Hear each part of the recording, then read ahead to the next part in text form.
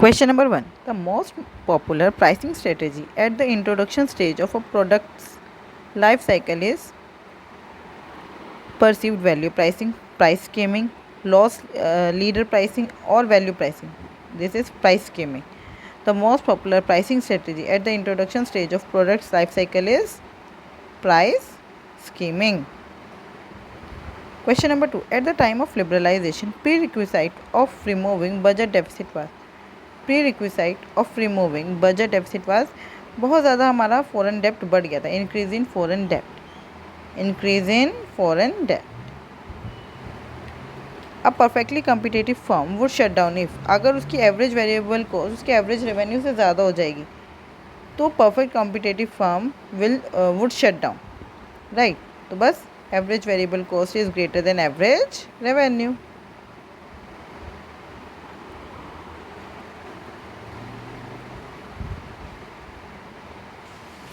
Question number 4. The public policies which are meant for segment of the society are known as redistributive, capitalization, regulatory, or distributive. The public policies which are meant for specific segments of the society are known as distributive. Question number 5. Which events led to enforcement of Environment Protection Act 1986? Environment Protection Act 1986. कौन से event के कारण environment protection आया था 1986? Bhopal gas tragedy, environment degradation, ozone layer depletion. Bhopal gas tragedy. In case of mortgage financing the concept of base rate was introduced by RBI in. Mortgage financing में base rate का concept कब दिया RBI ने? Introduce किया 2010 में, इन 2010. Question number 7. Industrial production was highest in which of the following plan? 10th 5-year plan, 11th, 9th और 8th, 9th और 11th. 10th 5-year plan which was 8.2%. 10th 5-year plan which was 8.2%. Question number 8. The assumption behind production possibility curve include allocation of factor inputs to a single use. ये तो बिल्कुल गलत है. Variable supply of factors of production. Variable supply की बात कहाँ से आ गई? पीपीसी में.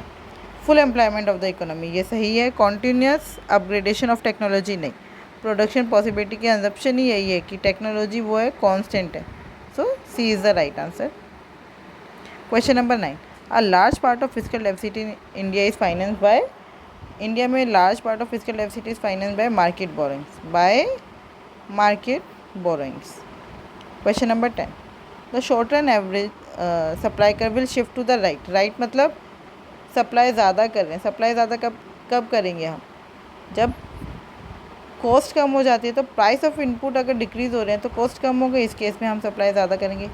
प्रोडक्टिविटी रेट डिक्रीजेज, सप्लाई कम हो जाएगी. इन्वेस्टमेंट स्पेंडिंग डिक्रीजेज, सप्लाई कम हो जाएगी. Energy price increases, cost of production high हो गई, सप्लाई कम हो जाएगी. सो 1 is the right answer.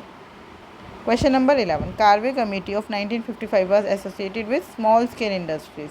Karve committee किससे रिलेटेड थी? स्मॉल स्केल इंडस्ट्रीज से. Question number 12. The skill endorsement aspect was covered under which employment scheme? Skills की बात किस में हो रही है? ये क्या है? TRYSEM. इसकी फुल फॉर्म क्या है? Training of rural youth for self employment. तो इसमें ट्रेनिंग दिख रहा है, स्किल की बात हो रही है. Jawahar Rozgar Yojana, Mahatma Gandhi national rural employment guarantee act और ये इंटीग्रेटेड रूरल डेवलपमेंट प्रोग्राम. तो इसमें स्किल की बात हो रही है. This is the right answer. Training of rural youth for self employment. और ये कब स्टार्ट हुआ था? 1979 में. 1979 में. तो हमें ये भी पता होना चाहिए जवाहर रोजगार योजना कब स्टार्ट हुआ, मनरेगा ये तो सबको पता है, और IRDP भी. चेक कर लेते हैं ये तीनों भी एक बारी. तो जवाहर रोजगार योजना स्टार्ट हुई 1 अप्रैल 1989 को. मनरेगा 2005 एक्ट है, ये तो हमें पता ही है. और इंटीग्रेटेड रूरल डेवलपमेंट प्रोग्राम 1978 में. Question number 13. The discount rate of RBI acts upon. Discount rate जो है RBI का वो किस पर एक्ट करता है? The interest rate that the RBI charges commercial banks and other depository institutions stabilizes prices in the economy, stabilizes business cycles of the economy, stabilizes the exchange rate of the economy. Discount rate का लेना देना interest rate से है, तो 1 is the correct answer. the discount rate of the RBI acts upon the interest rate that the RBI charges commercial banks and other depository institutions. Question number 14. A good which is characterized by both rivalry and excludability is called, both rivalry भी और excludability भी है, that is called private good. Private good. Question number 15. A monopsony is a market with one buyer. Monopsony, one buyer. Monopoly, one seller. Monopsony, one buyer. Question number 16. Which of the following statement is correct? Which of the following statement is incorrect? The most important factor affecting consumption is household. In household is disposable income. ये बिल्कुल सही है. Consumption is zero when income is zero. No. भाई autonomous consumption का क्या मतलब, जब income zero है तब भी हमें जो कंज्यूम करना पड़ रहा है that is called autonomous consumption. तो ये गलत हो गया. MPC प्लस MPS 1 हो तो ये सही है. MPC is the relation between change in consumption and change in income, ये भी सही है. So 2 is are right answer. Question number 17. If an economy wants to increase its aggregate income by 500 crore, what increase in investment will be required if the MPC is 0.4. तो हमें पता है change in income upon में change in investment is equals to 1 upon में 1 minus MPC. Change in income कितना है 500, change in investment हमें निकालना है. 1 अपॉन में 1 माइनस 0.4 कितना हो गया ये, 1 अपॉन में 0.6, पॉइंट हटा के 10 ऊपर, तो 10 से 10 कैंसिल आउट हो गया. Change in investment cross multiply हो गया, ये इधर आया 15 टू 6 5 ज़ा 30 और साथ में ये 0, 300 crore. 300 crore is the right answer. Question number 18. Which plan recognise the importance of human capital in economic growth.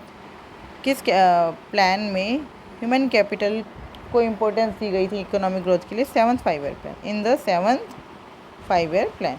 Question number 19. Which में को the leftward shift of the supply curve. अब सप्लाई कर्व कब शिफ्ट होगा लेफ्टवर्ड? जब हमारा cost of production बढ़ जाएगा. And increase in the number of sellers in the industry, supply curve rightward shift हो जाएगा. Improvement in technology, supply curve rightward shift होगा. और decrease in the cost of production, cost of production कम हो रहा है, सप्लाई कर्व राइटवर्ड शिफ्ट होगा. और the imposition of an excise duty on a commodity. Excise duty लग रही है, इससे क्या होगा? इससे कॉस्ट ऑफ प्रोडक्शन बढ़ गया, प्राइस बढ़ गया, तो हमारा सप्लाई कर्व लेफ्टवर्ड शिफ्ट हो जाएगा. So 4 is the right answer. In which of the following situation is the elasticity less than unity? Less than unity. Outlay का क्या मतलब है? Expenditure, total expenditure increases with decrease in price. दोनों opposite direction में है. Elasticity is greater then 1. Outlay decreases with increase in price, opposite direction, elasticity greater than 1. Outlay increases with increase in price, same direction, इसका मतलब elasticity is less than unity. यही है. अगर remains same with the decrease in price, ये तो हो ही नहीं सकता. This is the right answer. अगर सेम रहते तो इलास्टिसिटी क्या होती है? 1, है ना. तो बस 3 is the right answer. Question number discipline 2. Question number 1. These share holders are also known as residual owners. किन्हें हम रेसिडुअल ओनर्स भी कहते हैं? इक्विटी शेयर होल्डर्स को हम रेसिडुअल ओनर्स भी कहते हैं. Equity share holders are also called residual owners. Question number 2. Dash arises because a single firm can supply a good or service to an entire market at a smaller cost than could 2 or more firms.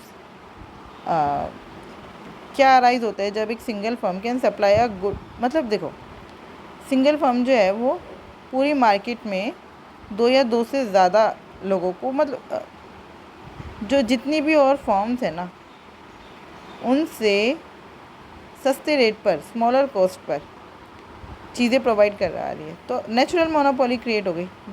This will create natural monopoly. Question number 3. Tendulkar committee report gave report on. Tendulkar committee बहुत famous है poverty line के लिए. Tendulkar committee poverty line. Question number 4. Consumption spending is likely to increase with. Consumption spending कब बढ़ती है? जब investment बढ़ता है. हमें पता है change in investment leads to increase in consumption which in, उसके कारण फर्दर क्या होता है? Increase in income. तो change in investment leads to a rise in consumption. So 2 is the right answer. Question number 5. By the invisible hand in the market. Adam Smith का क्या मतलब है? इनविजिबल हैंड मतलब market अपने आप ही काम करे, गवर्नमेंट का कोई रोल नहीं है. तो मार्केट में कंपटीशन है तभी तो वो सब कुछ अपने आप करेक्ट कर रहे हैं। तो by invisible hand Adam Smith means competition. Question number 6, problem of informalization of labour does not include. Informalization of labour की प्रॉब्लम में क्या नहीं आता? प्रोडक्टिविटी इंक्रीज होना नहीं आता। देखो लोअर वेजेस है इनफॉर्मलाइजेशन के कारण, ये बात भी ठीक है। सोशल सिक्योरिटी मेजर्स कम है, वो भी ठीक है। Reduces the tax based on incomes of the employees, ये भी बात ठीक है। इंक्रीज प्रोडक्टिविटी इनफॉर्मलाइजेशन से कोई इसका लेना देना नहीं है। Question number 7, the 3 major macro economic goals of any society are. Major macro economic goals: maintaining stable prices, high level of employment and achieving high rate of economic growth. So third is the right answer. Question number 8, what are the transfers recorded in the current account of the BAP statement that include pension, remittances, gifts? ये क्या है? Unilateral transfer. These are unilateral transfers. ये एक बार ही हमें मिले, इनकी बदले में हमने कोई सर्विस रेंडर नहीं की होती। So these are unilateral transfers. Question number 9, which of the following statement is always correct about Nash equilibrium? Any player has the incentive to change its action unilaterally. No player has anything to gain by changing its strategy given to the strategy of the other player. There can be two equilibrium when both the firms simultaneously play the same strategy. It is suboptimal collective strategy. So कौन सी बात बिल्कुल ठीक है? ये वाला, any player has the incentive to change its action unilaterally. एक जो player है उसको, किसी भी एक प्लेयर को इंसेंटिव होता है, वो चेंज करता है अपनी strategy. So this is the right answer. Any player has the incentive to change its action unilaterally. Question number 10, integrated child development service, a program started by Indian government to tackle the problem of. Integrated child development service जो government ने start किया था, ये किससे related है? Malnutrition से। It is related to malnutrition. Question number 11, National Sample Service came into existence in 1950. National Sample Survey came into existence in 1950.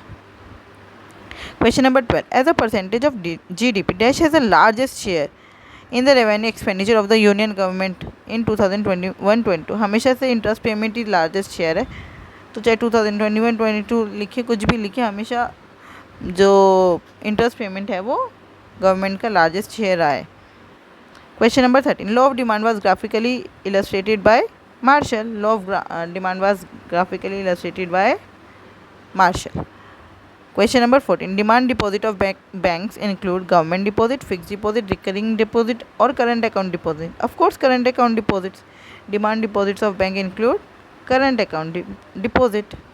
Question number 15, in a game theory the set of outcomes for a game is determined by पे of matrix. In a game theory, the set of outcomes for a game is determined by payoff matrix. Check भी कर लेते हैं। Question number 16, the annual financial statement or the main budget document consists of the following except, उसमें क्या क्या होता है और क्या नहीं होता? The consolidated fund of India, contingency fund of India, deposit and advance fund और पब्लिक अकाउंट। तो डिपॉजिट एंड एडवांस फंड नहीं होता। द एनुअल फाइनेंशियल स्टेटमेंट और the main budget document consist of, इसमें कंसोलिडेटेड फंड ऑफ इंडिया भी होता है, contingency fund of India भी होता है, पब्लिक अकाउंट भी होता है, लेकिन ये नहीं होता। Question number 17, the nominal GDP is इतना 36,000 and the real GDP is 34,000। GDP deflator हमें पता है, nominal GDP by real GDP. This is the right answer. Question number 18, what is the main objective of Kasturba Gandhi Balika Vidyalaya. देखो बालिका से पता चल रहा है गर्ल्स के लिए, और कस्तूरबा गांधी जो विद्यालय स्टार्ट किए गए थे वो थे residential school for upper primary girls. So 1 is the right answer. Check भी कर लेते हैं। Yes, 1 is the right answer. Question number 19, read the following statement and choose the correct option. Statement 1, in order to improve agricultural marketing, the government regulated agricultural markets to create orderly and transparent marketing conditions. ये बात बिल्कुल सही है। Question statement 2, cooperative marketing helps in realizing fair prices for farmers product. ये बात भी सही है। तो both statements are true. Question number 20, when there are negative externalities, जब भी नेगेटिव एक्सटर्नलिटीज़ होंगी तो marginal social cost is higher than marginal cost. Marginal social cost ज़्यादा होगी मार्जिनल कॉस्ट से। सो third is the right answer. Marginal social cost is higher than the marginal cost. Thank you.